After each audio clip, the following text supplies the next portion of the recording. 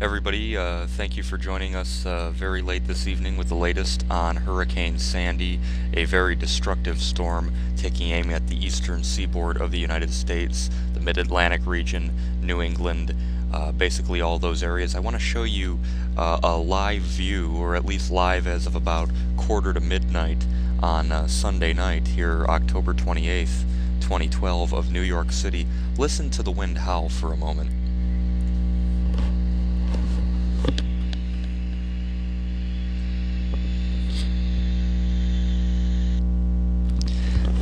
That is the wind howling from the top of the Statue of Liberty in New York City. And obviously that is a situation that is very, very nasty as Hurricane Sandy continues her approach. Here's the satellite of the Atlantic Basin, and you can see Sandy here is looking a bit better organized. If all things considered, it's getting caught up. Obviously it's not much left to be tropical anymore. And in layman's terms, what's happening with Sandy is this going from a tropical cyclone, a hurricane, which it was almost a major hurricane when it slammed Jamaica and Cuba and the Bahamas with very nasty results. It killed many, many people. And even without a landfall in the U.S., I think the name Sandy itself would have been retired from the hurricane name list because of the destruction it caused. But it's going to be making landfall as a strengthening hurricane of Category 1 strength, but a hurricane that is transitioning into a large, almost winter low type of system. So you're going to have storm surge, landfall, rain, flooding, hurricane winds, combining with snowfall and just a very, very unusual weather event. Literally just hours before trick-or-treaters are going to be out, and a week before a very close presidential election. And all of this spells one hell of a superstorm.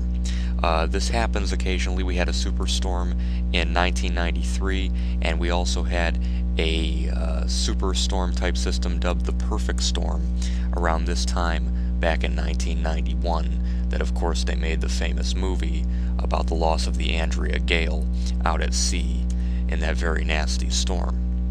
Here's the latest on the hurricane as of 11 p.m. Eastern. It was at 34.5 north, 70.5 west. Winds still 75. It's a Category 1 storm, gusting up to 90 miles an hour, moving northeast at 13. But there are some indications that started to make that north turn, and by this time tomorrow will be plowing its way directly into the New Jersey coastline. 950 millibars is the pressure. Now, keep in mind, it's a Category 1 hurricane. It will be transitioning into a polar winter low type of system, not fully tropical anymore. But that pressure of 950 millibars, to give you some example, that's the barometric pressure of a Category 3 or 4 major hurricane. That is a very intense storm. So this is nothing to mess around with whatsoever. I did want to note the storm surge with this hurricane because it's going to be significant. And I know during Irene it seemed to a lot of people like, well, Vermont got hit pretty bad, but other than that it wasn't the destructive power we thought in different areas of the coast. This is a completely different situation. Here's why. Irene was a weakening hurricane that was moving on a track like this. Okay? Sandy is a strengthening hurricane transitioning into a winter low that is taking a track like that. Huge difference. Because with Irene, you had onshore winds here along Long Island and pushing up into this region here. With Sandy, you're literally going to have the flow directly into these areas. So storm surge flooding along the New Jersey coastline, Long Island, very, very nasty. There's a good chance there's going to be flooding inside the subway system in New York City, something that's been discussed many, many times, but really had never transpired before. Another thing, this was 12 hours ago. The wind field of Hurricane Sandy.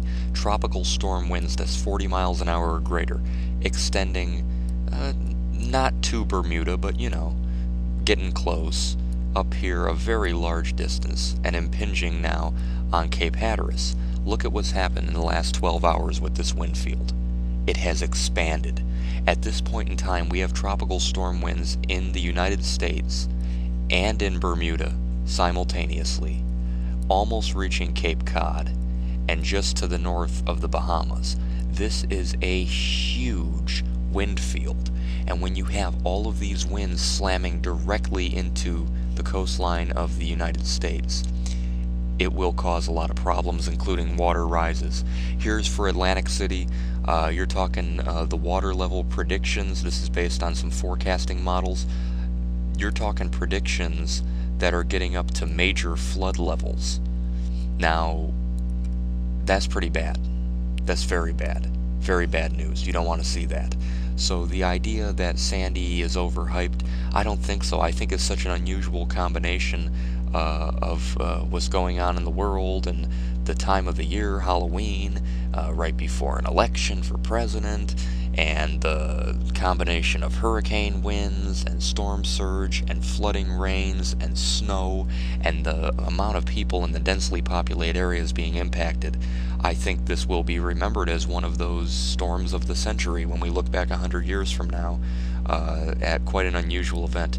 There's the center of the hurricane. You can see the eye wall has built a little bit over the last few hours. Notice how it was ragged and kind of just light blues, and then it kind of burst a little bit in the last hour or so. So it's making one last gasp at attempting to intensify as a tropical cyclone. And the difference between tropical and non-tropical, one of the differences is wind. Hurricanes have an inner core, a low-level center, and as long as Sandy keeps this, it's going to remain a hurricane. But eventually it should start to spread out even more, but that's not really good news, because then you'll be talking about an even larger area that will get impacted. Here's the latest radar, and you can see all the way out where I am here in Ohio, we're getting rainfalls absolutely miserable. Very, very gusty winds, rapidly falling temperatures. I was outside a few hours ago and it was just miserable. I came back in like a wet dog. It's going to be a million times worse in these areas here of the mid-Atlantic as the full brunt of Sandy pushes on in. This is not anything you want to mess around with. This is going to be a very nasty event, and if you do not take proper precautions, Sandy will get you with its storm surge, especially along the coastline of New Jersey and Long Island. That's really the area right now with the water impact that we're looking at the worst for. That's the latest on Sandy as of right now. I will keep you updated. Stay tuned, listen to local officials, and we will see how things progress tomorrow.